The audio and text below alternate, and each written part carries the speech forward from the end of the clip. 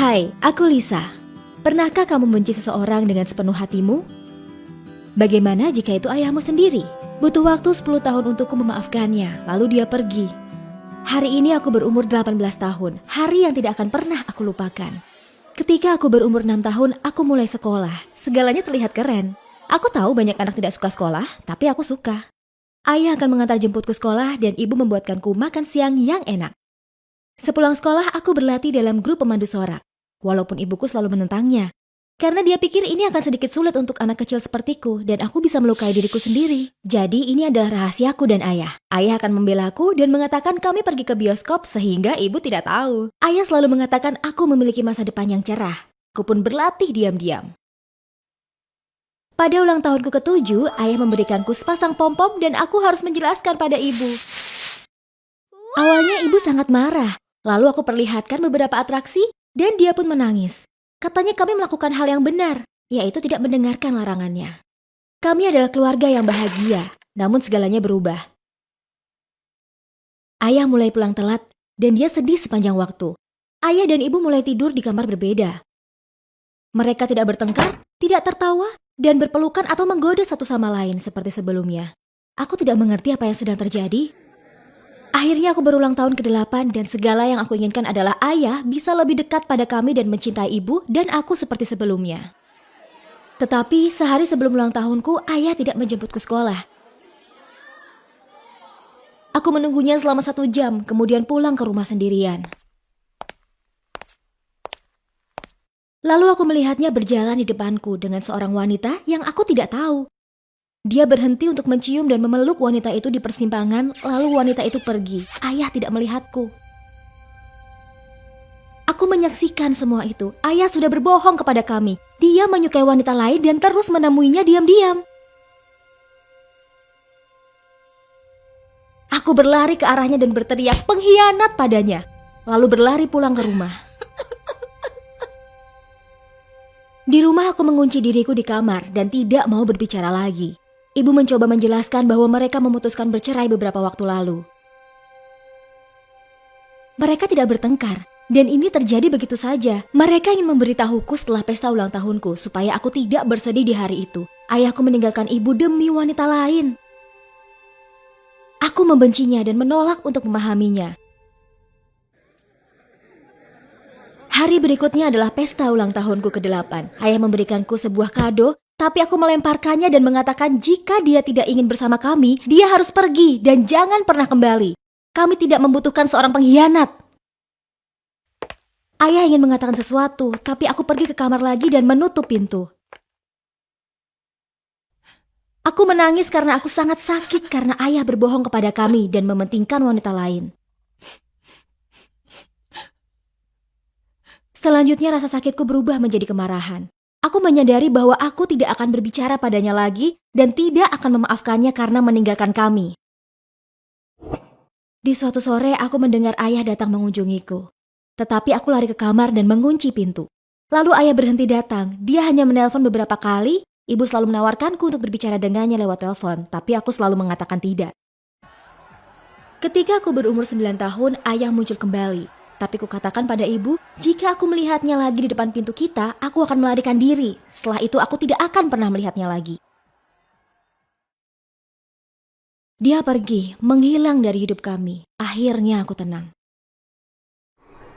Aku terus berlatih cheerleader dan aku melakukannya dengan sangat baik. Kita sering cheerleader untuk tim sepak bola. Ketika aku berumur 10 tahun, ibu memberikanku sepeda gunung yang keren. Ketika aku berumur 10 tahun juga, aku bertemu Nick di Facebook. Dia juga suka sepeda gunung, kita menjadi teman baik. Pertama kita membicarakan liburan dan segalanya. Kita bertukar pikiran dan perasaan soal apapun.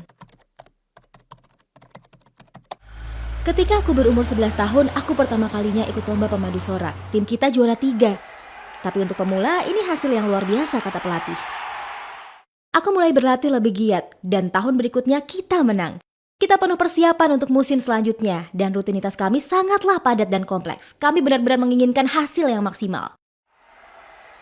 Kami memiliki akrobatik yang sangat keren, dan kami bekerja sangat keras. Aku pikir aku berusaha terlalu keras, setelah pertandingan aku berakhir di ambulan. Awalnya aku pikir aku hanya latihan dengan berlebihan. Aku ingin meninggalkan rumah sakit secepat mungkin. Timku sangat memerlukanku untuk berlomba dan menang kembali. Tapi dokter mengatakan aku tidak akan pernah bisa olahraga lagi. Aku didiagnosa dengan gagal jantung parah. Ibu menangis di samping kasurku semalaman dan sepanjang pagi. Lalu kita pulang. Dokter membawa kabar yang lebih buruk untukku dan ibu ketika hasil tes keluar. Dia mengatakan kalau kondisiku memerlukan transplantasi jantung. Karenanya kita punya waktu 1 bulan untuk melakukannya tanpa konsekuensi atau beresiko besar. Karena setelahnya tubuhku tidak akan sanggup untuk bertahan dan beresiko akan meninggal saat dioperasi. Jika aku tidak dioperasi, aku juga akan meninggal walaupun sedikit lebih lama. Aku ketakutan, tidak tahu apa yang harus aku lakukan. Aku masuk daftar tunggu untuk transplantasi jantung, aku harus menunggu pendonor yang cocok dan uang untuk operasi. Ibu memposting di Facebook dan menggalang dana. Aku menceritakan pada Nick tentang apa yang terjadi. Tiba-tiba dia menghilang. Percakapan kita mendadak berhenti setelah dia mengetahuinya. Yah, ini bukan pertama kali orang melakukannya padaku.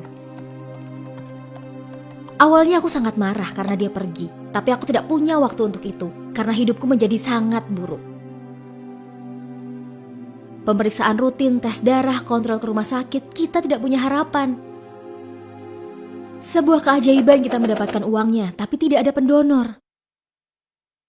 Lalu ini terjadi. Tiba-tiba kami memiliki pendonor. Operasinya berjalan lancar dan cerita ini berakhir bahagia. Aku tidak lagi pemandu sorak, tapi aku tetap bersepeda dan menemukan teman yang memiliki ketertarikan yang sama. Kami melakukan perjalanan bersama, nongkrong, dan nonton film.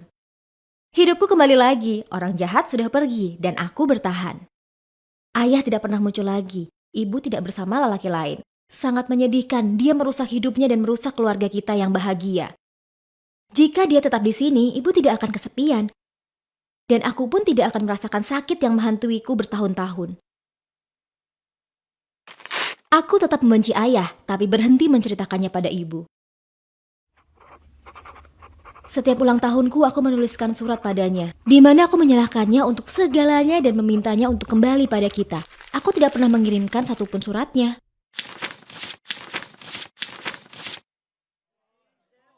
Hari ini adalah ulang tahunku. Aku 18 tahun. Kali ini aku memutuskan untuk tidak menulis apapun pada ayah. Kupikir sudah cukup. Pada ulang tahunku, aku bersyukur memiliki keluarga dan teman yang selalu ada di sini selama 10 tahun. Dan tidak ada pengkhianat di hidupku. Dan aku mengatakannya ke semua orang.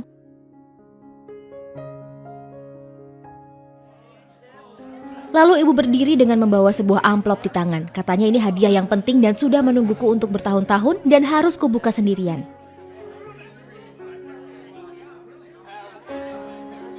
Namun aku tidak bisa menunggu hingga pesta selesai dan tamu pulang.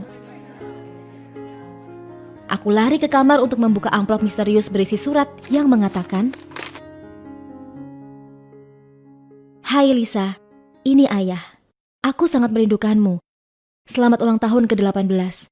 Aku harap kamu sehat luar biasa. Aku tahu kamu masih marah padaku setelah apa yang terjadi 10 tahun lalu. Tapi kamu tidak pernah memberikanku kesempatan untuk menjelaskannya. Jadi kumohon baca surat ini sampai selesai." Ah, sial. Dia membaca pikiranku. Dan dia tidak ingin meninggalkan kami. Iya deh, aku baca. Aku lakukan karena ibu memintaku ya.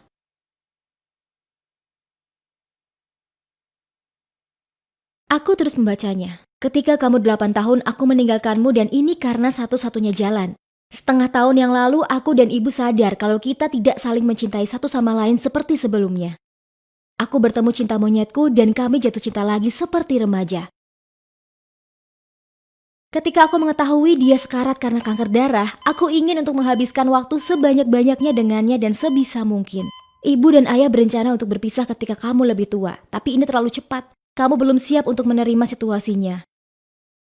Aku mengerti dan tidak memaksamu untuk memaafkanku. Tapi aku tidak pernah meninggalkanmu. Ingat sepeda kado ulang tahunmu ke-10? Dan Nick, lelaki yang kamu ajak ngobrol?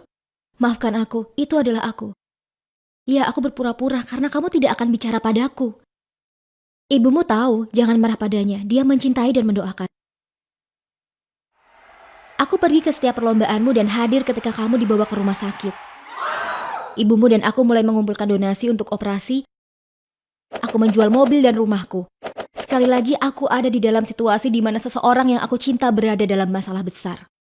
Cinta monyetku di masa kecil sudah meninggal, tapi aku tidak bisa kehilanganmu juga.